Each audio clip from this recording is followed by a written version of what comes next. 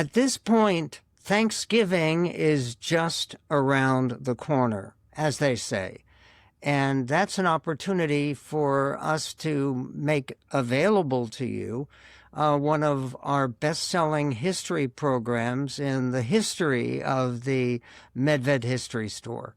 And the title is The First Thanksgiving, Pilgrims, Puritans, and the Founding of America.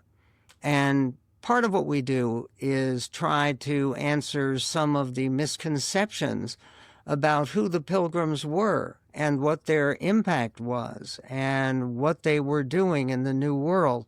Is many people actually say, okay, well, the Pilgrims were refugees from religious persecution because they were persecuted by the Church of England and they decided to come to the New World. Well, it's not true.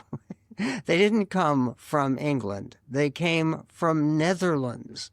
And they had already left England because of persecution and gone to Netherlands, and their determination to leave their life in Netherlands behind was because they valued their English language, their English heritage, and it wasn't to run away from political persecution, because Netherlands at the time had the greatest religious variety and toleration of any of the nations in Western Europe.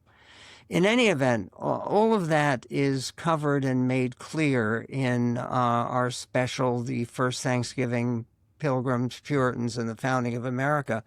It also corrects that misunderstanding that somehow the Indians were butchered and annihilated by the Pilgrims. They actually, the first Thanksgiving did involve the inviting of Indian braves who came, mostly without women, by the way, to enjoy the Thanksgiving feast with those Pilgrims who had survived. That story is amazing, too. So who were the people of Plymouth Colony, and why did they hold a feast of celebration in 1621 that we now call the first Thanksgiving? We answer that question. And how did they manage to survive that first winter in the wilderness? And actually, a majority of Pilgrim women died during that first winter.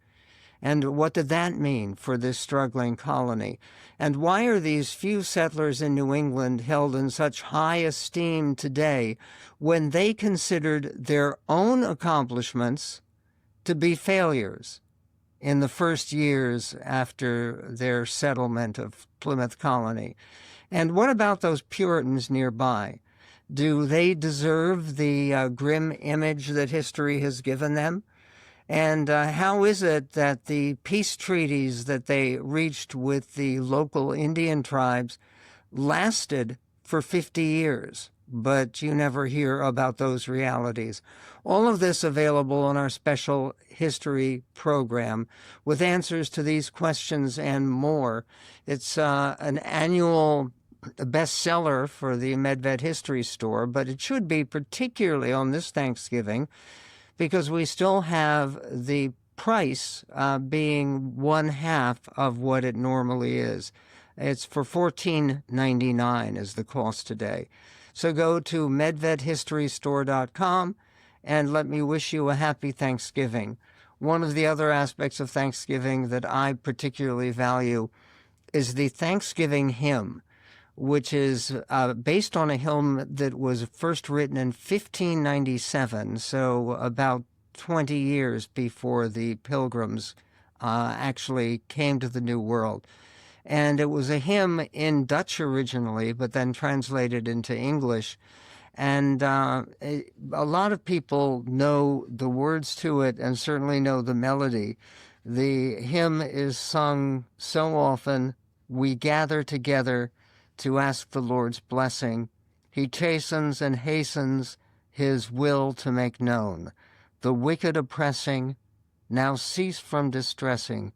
Sing praises to his name. He forgets not his own.